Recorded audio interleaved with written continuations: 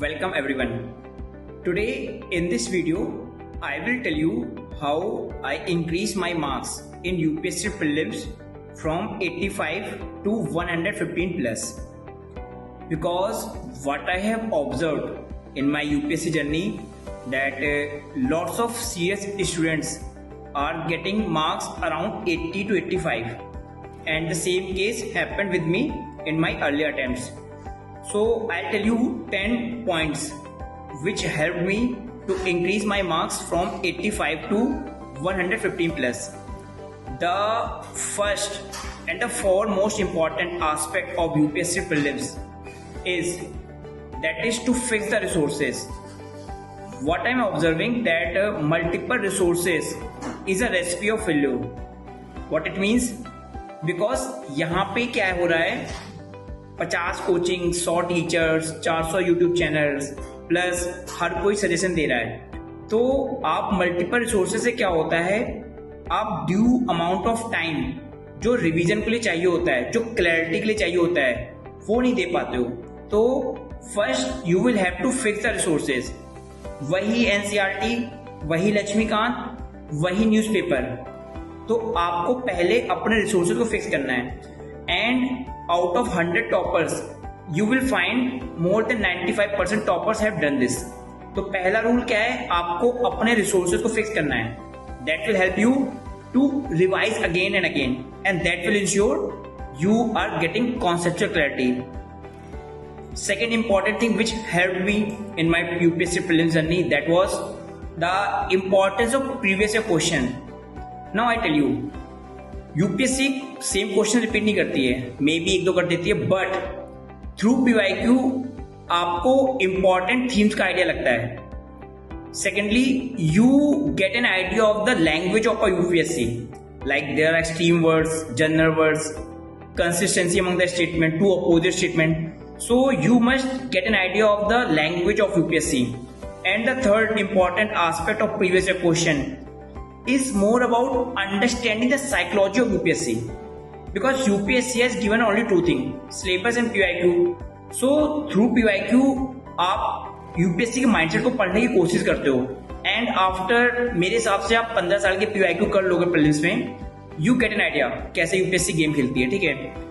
तीसरा important aspect है, मैं आपको एक चीज समझाता हूँ. UPSC is not a game of knowledge. Same knowledge पे आपके 85 मार्क्स आते हैं, सेम नॉलेज पे 100 plus. Same case in mains, same knowledge पे आपके 650 आएंगे, सेम नॉलेज पे 750. It is beyond knowledge. It's a game of wisdom. It's a game of application of knowledge. It's a game of interlinkage of subjects. Those who get an idea कि पढ़ने से केवल नहीं होगा, हमें अपनी नॉलेज को अप्लाई करना सीखना है, वो समझ जाएगा यूपीएससी कैसे निकालना है.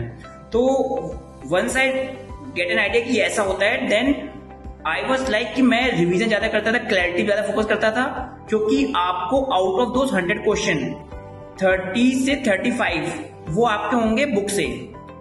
बाकी 15-20 बहुत टफ होते हैं. जो 50 क्वेश्चन होते हैं जहां पे बोलते हैं इंटेलिजेंस गेसिंग काम आती है, वो आपको कॉन्सेप्चुअल क्लैरिटी से आएगा. वो बहुत इंपॉर्टेंट है. चौथा इंपॉर्टेंट पॉइंट जो मुझे लगता है, हम ना पढ़ते रहते हैं, रिवीजन को ध्यान नहीं देते हैं. आप लोगों से बहुत इंपॉर्टेंट है सजेस्ट करना कि revision is Paramount. It is utmost important aspect of UPSC preparation, because syllabus is vast, and if you just try to cover all the aspect of syllabus, and if you are not giving proper amount of time in revision, I am promising ये possible नहीं है. ठीक है. तो give proper due amount of time in revision. एक कहावत है ना, जब शेर जंप मारता है तो वो पीछे आता है, सेम केस आपके साथ है. आगे बढ़ने के साथ साथ पीछे रिवाइज करते रहो. तो रिवीजन को आपको बहुत स्ट्रेटेजिकली पार्ट बनाना पड़ेगा अपने प्रिपरेशन का. देखो, पांचवा बताता हूं, दैट इज इंपॉर्टेंस ऑफ मॉक्स. आप मॉक्स को दो. ठीक है. मॉक्स के मार्क्स से कोई रेलेवेंस नहीं है.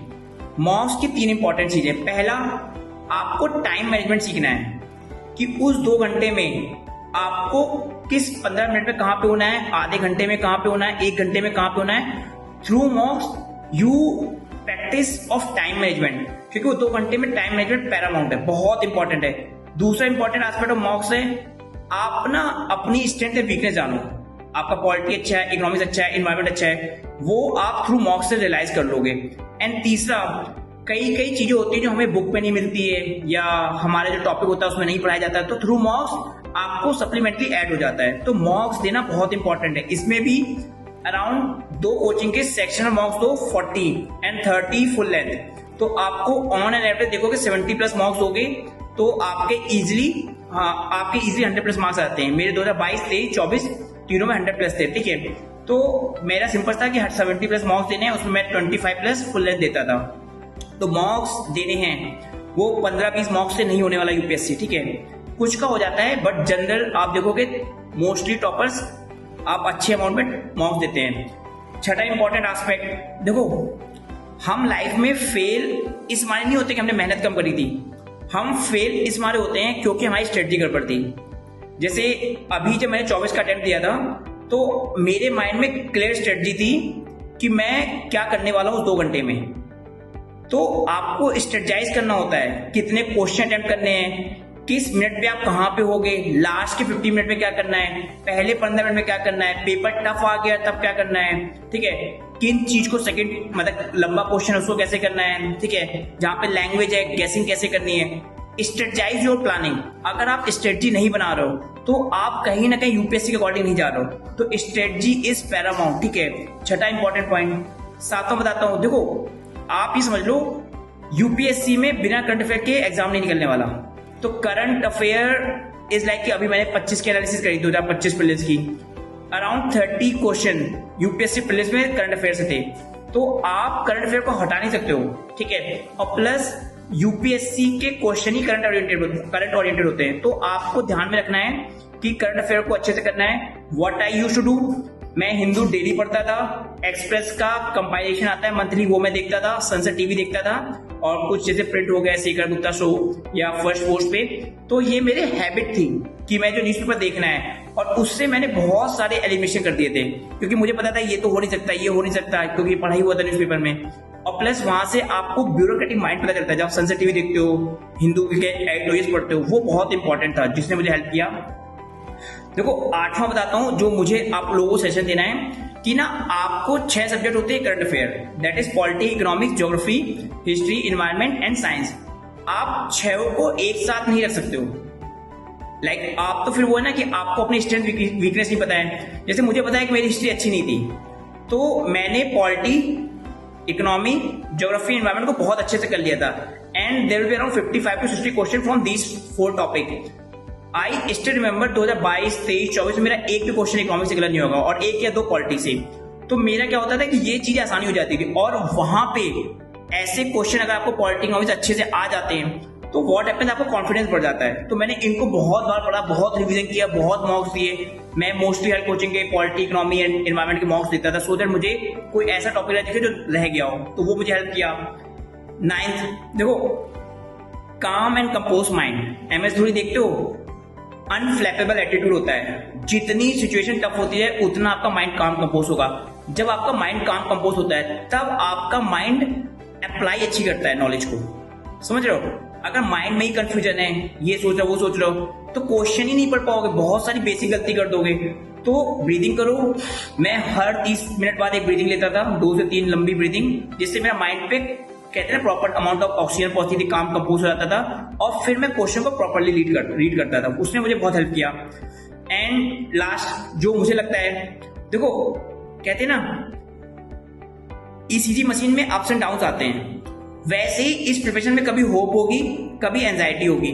Hope and fear, it's a part of this UPSC preparation. आपकी होप तब तक रहेगी जब तक आप डेली टास्क करोगे, अपने वीकली टास्क को बेस्ट करते रहोगे। आपको एंजाइटी तब आती है जब आप 2 दिन 3 दिन वेस्ट कर लेते हो, अनवांटेड प्लान पे चले जाते हो।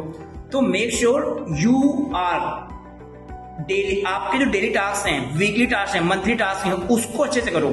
और आप जब होपफुल रहोगे, पॉजिटिव माइंडसेट रहोगे, जैसे अभी क्या हुआ था, it's a game of mindset. उस एग्जाम में आप कहते हैं ना if you are in doubt you will be out, वो माइंडसेट का गेम है। उस एग्जाम में आपको लॉयन की तरह रहना है, लीथल अटैक करना है, अटैक की नीड है, वहां पे एग्रेसिव होना है, अदरवाइज यूपीएससी आपको खा जाएगी। I will be very honest.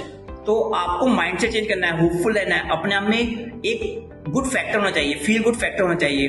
तो अगर आप कॉन्स्टेंटली मतलब अगर आप सिंपल सी बात है, अगर आप रिसोर्सेज को फिक्स कर रहे हो, एक बार फिर से बता रहा हूँ 10 चीजें, PY2 को अच्छे से देख रहे हो, प्लस आपकी कॉन्सेप्चुअल क्लैरिटी है, आप रिवीजन कर रहे हो, मॉक्स को दे रहे हो, प्लस करंट अफेयर को प्रॉपरली प्लान कर रहे हो, स्ट्रेटजी बना रहे हो, है ना, स्ट्रॉन्ग सब्जेक्ट को फोकस करके, काम कंपोज माइंड, एंड फाइनली अपने ऊपर विश्वास। That I always say that if you can believe in yourself you can definitely achieve.